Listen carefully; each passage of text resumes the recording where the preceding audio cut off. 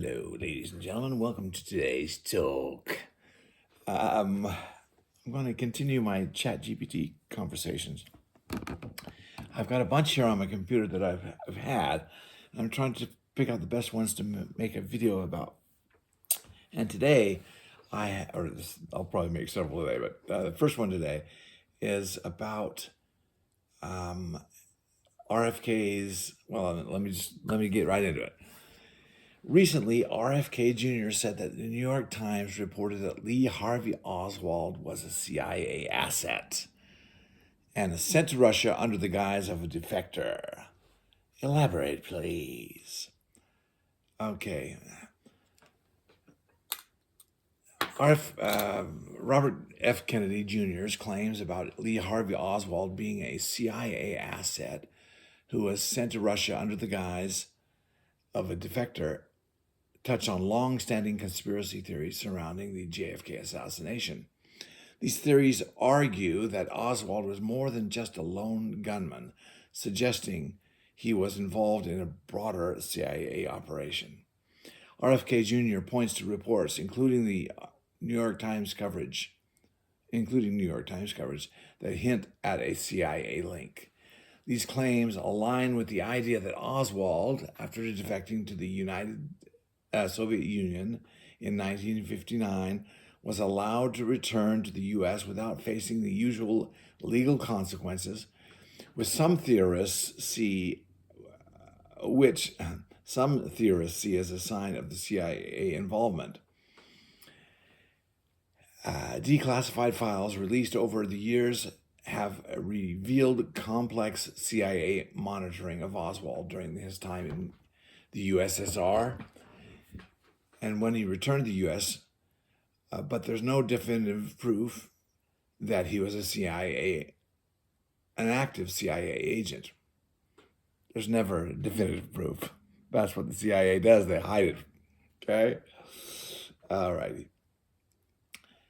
The recent focus on newly released documents, such as those cited by RFK Jr., highlights that the CIA withheld key information during the Warren Commission investigation. No kidding. Speculation also remains about whether Oswald's trip to Mexico and his interactions with the Cuban and Soviet embassies were a part of a larger plot. However, these connections have not been officially confirmed as proof of Oswald being a CIA asset. Of course, nothing's ever proved these days. Nothing is proved. Okay, and I have a follow-up question. What possible motive would Mike Pompeo have to dissuade Trump from releasing all the JFK files?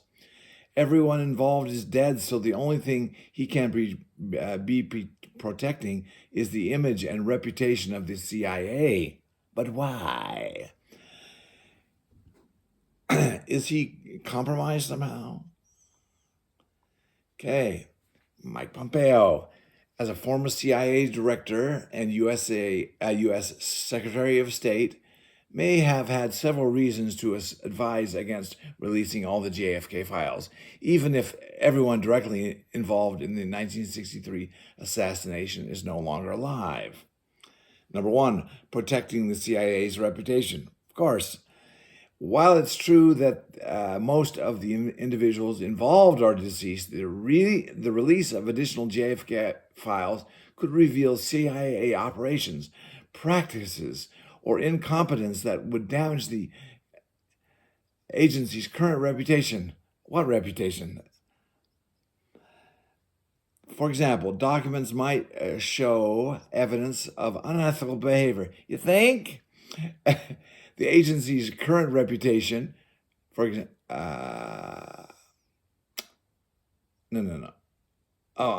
For example, documents might show the evidence of unethical behavior, involvement in covert assassination plots, or mishandling of intelligence, which could tarnish the agency's stellar credibility. Agency's credibility even today. The CIA's role in the Cold War and its controversial activities during that time might still have ramifications for the agency's public image. What kind of image do they think they have? Oh my heavens. Number 2, national security concerns. Pompeo may have believed that the remaining documents still contain sensitive intelligence information or methods that are relevant to current USA operations. Certain CIA techniques, informant networks, or alliances from the Cold War might still be operational or linked to ongoing global operations, and exposing them could compromise national security. Really? National security or the security of the CIA? 3, institutional loyalty. Pompeo is known for being a staunch supporter of the CIA and its missions.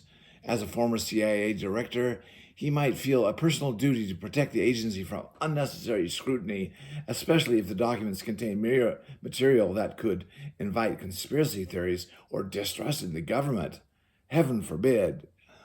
4, avoiding political fallout. If the files contain evidence that implicates the CIA in JFK's assassination or in other wrongdoing, it could lead to political upheaval or calls for investigations into the agency's past. What's the problem with that? That's the key to our healing as a country. Even if the people directly involved are dead, the revelations could erode public trust in government institutions, like they aren't already. A situation Pompeo might want to avoid during Trump's presidency. As for whether Pompeo himself is compromised, there's no direct evidence suggesting anything about anything related to the CIA. No direct evidence suggesting that he is personally implicated in these matters. However, his background as CIA director and loyalty to the agency could be influencing his desire to keep certain information classified. His motivations seem more aligned with protecting the institution he once led rather than any personal wrongdoing. Okay. This is my follow-up question. I think it is reprehensible to keep these documents from the American people, and this prevents the necessary healing that our country must have by facing the truth head-on, painful though it may be, is my assertion, my question. Your perspective aligns with the sentiment many people have expressed over the years. Withholding these documents continues to erode public trust in the government, particularly when it comes to major historical events like the assassination of President John F. Kennedy. The belief that full transparency could help bring closure to an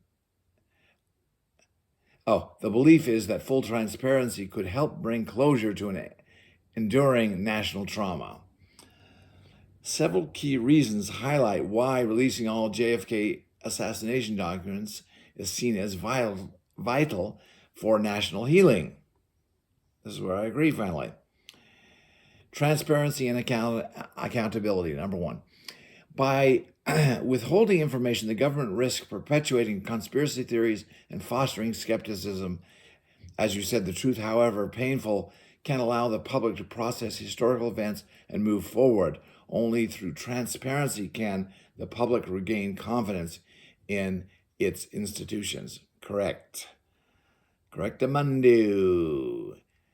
Number 2, closure for a national wound. The JFK assassination was a pivotal event in U.S. history, one that shaped public distrust in government.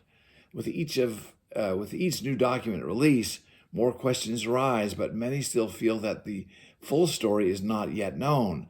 Allowing the American people to assess all the facts would acknowledge their right to know the truth about a critical moment in their country's history. Agreed.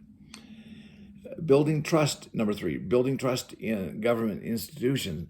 The CIA's role, whether fully known or not, remains central to public interest in the case. If the agency did not engage in unethical activities, revealing this information could help. If the agency did engage in unethical activities, Revealing this information could help prevent such actions in the future. People believe that admitting past mistakes or wrongdoings can prevent similar actions and lead to reform. Yes, of course. Healing through acknowledgement, number 4. As you pointed out, facing the truth is essential for healing. National reconciliation often follows when governments are open about their histories, no matter how painful. By keeping secrets, the government seems to hold on to the power at the cost of trust and unity, hindering the nation's ability to heal from its past. Final paragraph.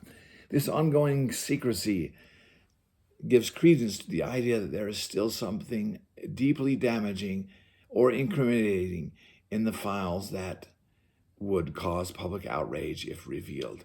Advocates for the full release of the files argue that national healing requires transparency, and withholding information only perpetuates the distrust many citizens have toward their government. Yes, I agree wholeheartedly. There you have it. That's the first one today. Thank you for listening.